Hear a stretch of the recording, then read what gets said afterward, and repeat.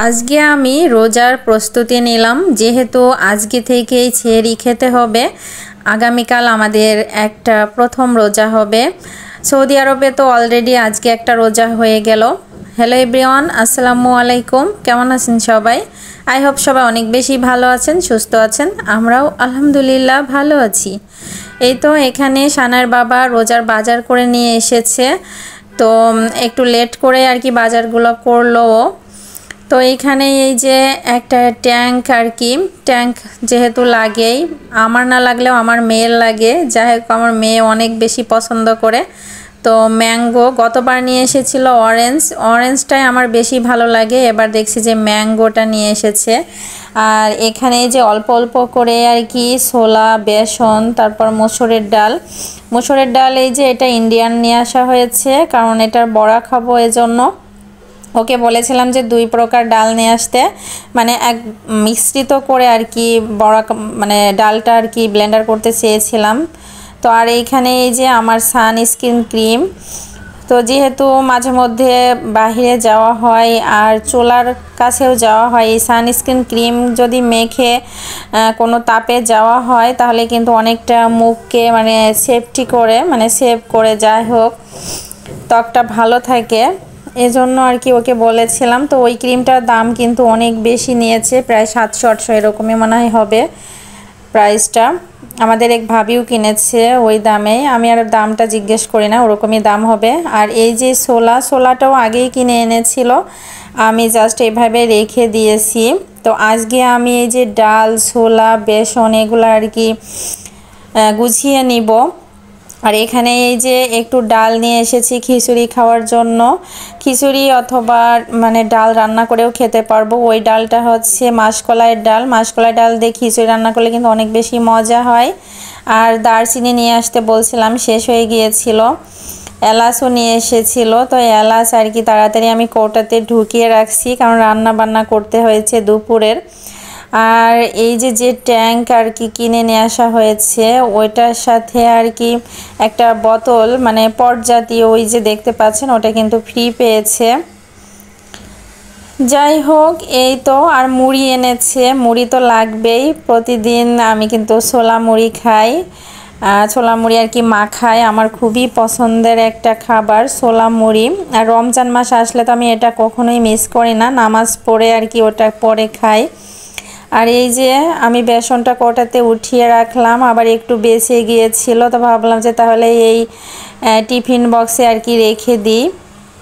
আর মাসকলাই ডালটাও আমি এই যে জারটা রিফিল করে নিলাম। আজকেই আর কি কাজগুলা গুছিয়ে নিচ্ছি। তো যারা আমার ভিডিও দেখছেন প্লিজ একটা লাইক দিয়ে আমার ভিডিও কন্টিনিউ করবেন। আর আপনি যদি নতুন হয়ে থাকেন অবশ্যই আমার চ্যানেলটি সাবস্ক্রাইব করে দিবেন। আর অলরেডি যারা সাবস্ক্রাইব করেছেন তাদেরকে অসংখ্য ধন্যবাদ জানাই। রোজার প্রস্তুতি তো কম বেশি সব আপুরাই নিয়েছে, আমি একটু লেট করেই নিলাম। তো রোজার বাজারগুলো গুছিয়ে নিচ্ছি। এখানে এই যে এগুলার আর কি যেগুলা কেসাল আছে, তো এগুলো আর কি কমপ্লিট করে নিচ্ছি। এখানে ছোলাটা আর কি ভিজিয়ে রাখবো, প্রায় 3 থেকে 4 ঘন্টা ভিজিয়ে রাখবো। ভিজিয়ে রাখলে ফুলে যাবে, ওটা সিদ্ধ করতে ভালো হবে, মানে সিদ্ধ করলে আর কি তাড়াতাড়ি ফুটে যাবে, সিদ্ধ হয়ে যাবে। আর এই যে ডালটাও ভিজিয়ে রাখছি, ডাল কিন্তু তাড়াতাড়ি ভিজে যায়, 1 ঘন্টার মধ্যেই কিন্তু আমার এই ডালটা আর কি ভেজা হয়ে গিয়েছিল। তো এই যে ডালটা 1 ঘন্টা পরে আমি ব্লেন্ডার করে নিব, তো সঙ্গেই থাকুন।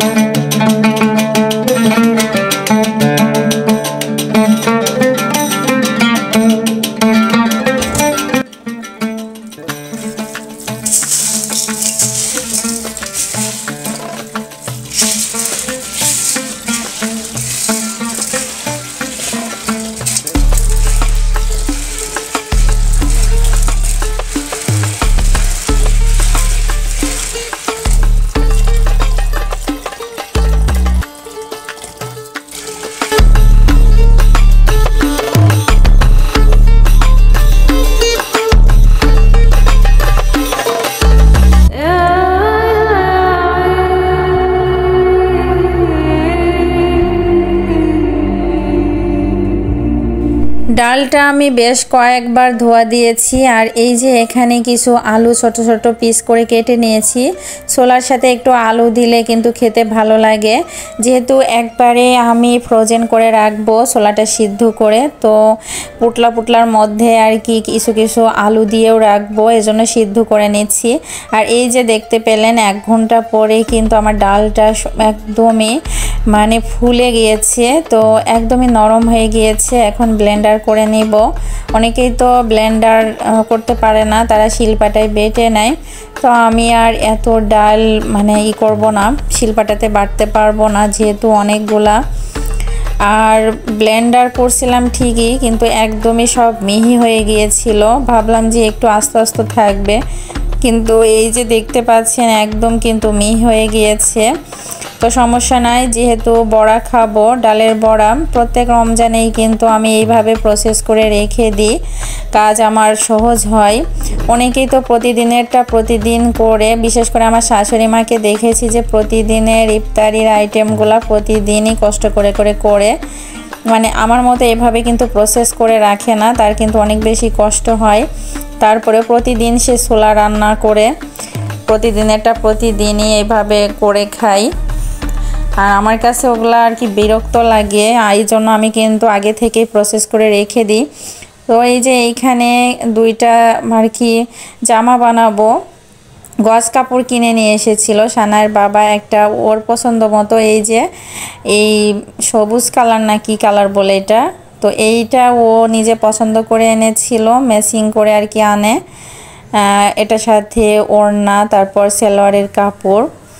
আর জামাটা কিন্তু বেশ ভালোই লাগছে, জামার যে পিসটা এটা কিন্তু বেশ সুন্দর লাগছে। আর আরেকটা দেখতে পাচ্ছেন ওইটা কিন্তু ওর সাথে গিয়ে আমি কিনে নিয়ে এসেছিলাম। তো বাসায় পরার জন্য এই 2টাই বানাতে দিব। আর ঈদে যেহেতু বাড়িতে যাওয়া হবে সেহেতু মানে এই জন্য আর কি নতুন জামা বানাচ্ছি। তো এই যে 2টাই কিন্তু আমার অনেক সুন্দর হয়েছে, বাসায় পরার জন্য একদম পারফেক্ট। রোজা থেকে বারবার বাহিরে যাওয়া বা মার্কেটে যাওয়া এটা আমার একদমই ভালো লাগে না, এজন্য রোজার আগেই কিছু কেনাকাটা করে নিয়েছি। আরও কিছু কেনাকাটা করেছি, তো আজকের ভিডিওতে সেগুলো আর দেখাচ্ছি না, পরবর্তী ভিডিওতে দেখতে পাবেন। আর এখানে এই যে কিছু মাংস রান্না করে নিয়েছি, এটা কিন্তু একদিন আগের ভিডিও। এখানে একটা মুরগি রান্না করে নিয়েছি, একটা মুরগির যতটুকু হয় আর কি ততটুকুই রান্না করে নিয়েছি, কিছু আলু দিয়েছি। আমার শাশুড়ি মা বাসায় থাকতে থাকতে কিন্তু এই যে এই রান্নাটা করে নিয়েছি। আমার ননদ এসেছিল, ননদ না তো মানে আমার হাজবেন্ডের বড়, তাহলে অবশ্যই ননাস। তো শাশুড়ি মাকে দেখতে আসছিল, এই জন্য আর কি তাদের জন্য তার 2 ছেলে মেয়েকে নিয়ে আসছিল। তো একটু মাংস রান্না করেছি, সাদা শাক ভাজি করেছি, সাদা শাক বললে ভুল হবে মানে সবুজ শাক। আর ডাল রান্না করে নিয়েছি, সাথে সালাদ করে নিয়েছি। এটা এখন টেবিলে সবাই একসাথে খেতে বসবো। যেহেতু রোজা শুরু হয়ে যাচ্ছে, তো এই রোজার মাসে আমরা কাজকর্ম একটু কম করব।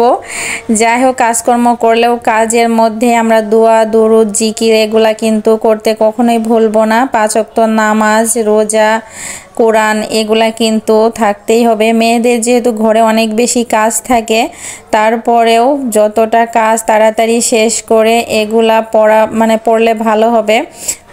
বিশেষ করে এই যে দোয়া দুরুদ জিকির এগুলার কথাই বলছি আর কি। রোজা তো করতেই হবে, অনেকেই তো শুধু রোজা করে আর 5 ওয়াক্ত নামাজ পড়ে, এটা ছাড়াও কিন্তু অতিরিক্ত যেগুলা আমল আছে সেগুলা কিন্তু করলে ভালো হয়। তো আমিও কিন্তু চেষ্টা করবই পুরা রমজান মাসটা। আর এখানে এই যে বিকালবেলা আর কি কিছু ফাস্টফুড নিয়ে এসেছে। এখানে 2টা করে 2টা চপ, 2টা পুরি, 2টা সমোসা।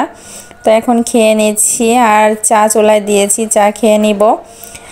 আর এই ভিডিওটা এই যে আরও 2 দিন আগের ভিডিও, আপনাদের সাথে শেয়ার করি নাই, এখন শেয়ার করে নিচ্ছি। এখানে পুঁই শাক আলু দিয়ে আর কি নিরামিষ চচ্চড়ি করছি, কোনো মাছ না, এমনিতেই। আর এই সবজি রান্নাটা কিন্তু অনেক বেশি ভালো লাগে, আমি মাঝে মধ্যে এভাবে পুঁই শাক রান্না করে খাই। আমার মতো এইভাবে হাতে মেখে এই পুঁই শাকের তরকারিটা রান্না করে খাবেন, দেখবেন অনেক মজা লাগবে। আর অপর পাশের চুলাতে এই যে আমি কিন্তু আরেকটা চচ্চড়ি করে নিচ্ছি, অর্থাৎ দুইটা চচ্চড়ি একসাথে রান্না করে নিব। এখানে মাছ দিয়ে আলু বেগুন টমেটো দিয়ে চচ্চড়ি করে নিচ্ছি। আর রান্নাগুলো আমি তাড়াতাড়ি করছিলাম, রান্না দুইটা শেষ করে আমি দুই তরকারি রান্না করে আমি আমার শাশুড়ি মাকে নিয়ে ননদের বাসায় যাব, অর্থাৎ ননাসের বাসায় যাব। তো এই জন্য তাড়াহুড়া করছিলাম। তো আজকের মতো ভিডিওটা আমি এখানেই শেষ করলাম, পরবর্তী ভিডিও নিয়ে চলে আসবো। ততক্ষণ পর্যন্ত সবাই ভালো থাকবেন, সুস্থ থাকবেন আর আমাদের জন্য দোয়া করবেন। আল্লাহ হাফেজ, আসসালামু আলাইকুম।